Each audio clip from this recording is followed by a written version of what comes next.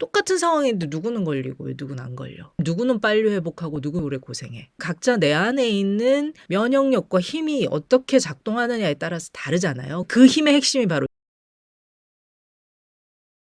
안녕하세요. 요즘 독감으로 고생하시고 감기 오래 앓고 계신 분들 많으시죠? 감기와 독감에 대한 오해들, 몸살 잘 앓고 건강하게 면역을 키울 수 있을까 이야기들을 해보도록 하겠습니다. 왜 열이 날까? 콧구멍 열어주면 되는데 막고 있을까? 보안이 오고 떨리는 걸까? 이유가 있겠죠. 추울 때 떨리죠. 운동 에너지를 열 에너지로 바꾸는 거죠. 추울 때 체온 유지가 안 되다 보니까 온몸을 떨면서 열을 만들고 체온을 유지하려는 자연스러운 본능입니다. 몸이 주인 살리고 있는 거죠. 구멍 막는 것도 마찬가지. 몸이 식어 있고 체온 유지가 안 되다 보니 구멍들을 막아야죠. 찬 공기가 들어오는 콧구멍부터 막아서 공기를 데펴서 들어가게 하려고. 땅구멍, 혈관도 다 수축이 되고. 이 일들을 잘할 수 있도록 우리는 도와줘야 되잖아요. 조건을 만들어주고. 감기, 독감의 핵심은 냉기를 어떻게 잘 보내줄까? 중요한 포인트입니다. 이 감기 같은 경우는 내 의지하고 상관없이 증상들이 막 쏟아져 나오잖아요. 자율신경이 조절이 안 되면서 콧물, 재채기, 기침이 나오기도 하고요. 결국은 감기를 잘 다스리려면 냉기가 어디에 들어가 있느냐, 어디를 타고 체온 유지가 안 돼서 식어 있는지를 잘 보실 필요가 있거든요. 자율신경이라고 하는 교감, 부교감 신경은 결국 장부랑 관련이 있습니다. 생각으로 아무리 명령을 해봤자 안 되는 거잖아요. 팔다리 움직일 수 있는 수의근하고 상관없는 불수의근들이죠. 심장, 콩팥, 간 이런 것들 장부잖아요. 경락의 어느 쪽에 이 냉기가 들어있는지를 해결을 해주면 근본적으로 체온이 올려지면서 감기, 독감으로 느꼈던 여러 가지 증상들이 해소가 되는 거죠. 사람은 열혈도 아니고 냉혈도 아니고 온열 동물입니다. 먹고 섭취한 에너지 70% 정도를 열 만드는 데 사용한다고 하는데요. 체온이 낮아져 있는 경우는 체온 유지하느라 에너지를 다 쓰는 거죠. 남은 여력으로 뭔가를 해야 되는데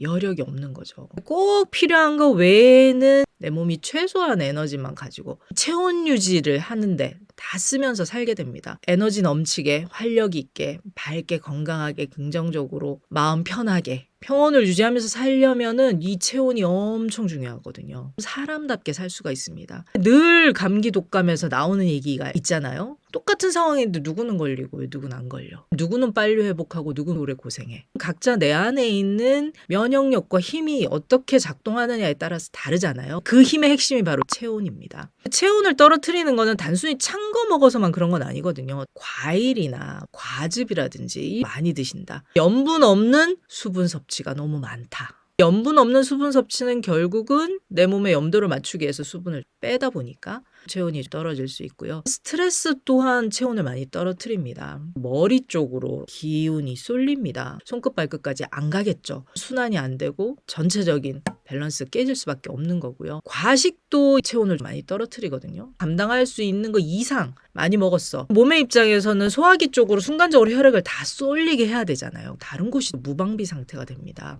과로하셨거나 잠 못 주무시고 머리 감고 안 말리고 나갔어. 그때부터 시작이 된다든지 체온 유지가 안 되면서 생기는 상황에서 그때 바이러스들이 잠복해 있다가 활동을 시작하는 거죠. 그리고 체액이 부족해도 체온 유지가 잘 안 됩니다. 몸에 있는 진액, 체액이 부족한 거죠. 이뇨를 시키는 약물이나 칼륨이 많은 채소 과일을 드시는데 염분이 부족했어. 혈액량이 줄면서 저혈압이나 빈혈 상태가 되고 산소 부족하겠죠. 세포에서 에너지 연소시킬 수 없다 보니까 체온이 낮아질 수밖에 없습니다.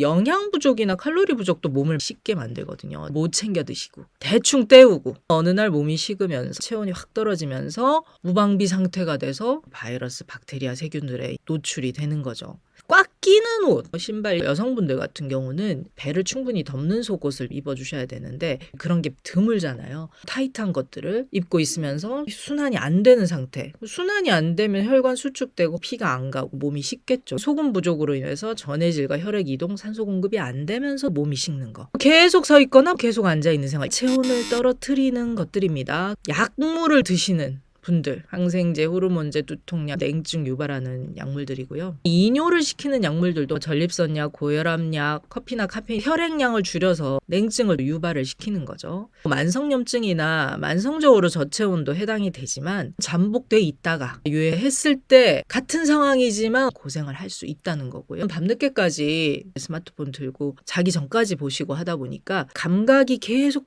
열려 있잖아요. 메마르거든요. 이 감각기관들은 촉촉하게 젖어 있어야 되는데 다 메마르면서 잔상이 남아서 자고 있는 동안도 파장은 계속 일어나는 거죠. 피가 마른다. 그런 상황이 될 수 있습니다. 현대인들의 고질병 중에 하나인 위쪽으로 기가 쏠려가지고 아래쪽으로 안 내려오는 거. 걱정 근심이 있었어. 계속 고민을 했어. 과로를 했어. 잘 방어를 하고 있어야 되는데 유익한 균들과 면역 세포들이 다 일을 잘 하려고 방비를 잘 하고 있어야 하는데 거기에 혈액이 가지 않아. 무방비 상태가 되는 거죠. 섭생법, 치유 본능을 깨워서 면역을 키우는 방법이 중요한 시대입니다. 건강 정보들이 단편적인 게 너무 많습니다. 먹으면 다 해결될 것 같고 좋다고 했는데 뉴스 보면 반대되는 뉴스가 나오고 연구 결과가 나오고 제대로 지혜롭게 살피시려면 내 몸에 대해서 알고 있어야 되겠죠. 감기를 앓고 독감을 앓고 있다는 건 생명력이 잘 작동하고 있다는 신호거든요. 감기 독감 잘 앓으면서 면역이 더 좋아지고 찌꺼기, 노폐물, 냉기, 바이러스 밖으로 배출하면서 체온 끌어올려서 더 건강하게 지낼 수 있는 좋은 계기가 되실 수 있을 것 같습니다. 고마운 TV가 여러분의 건강 자리 위해서 함께 하도록 하겠습니다.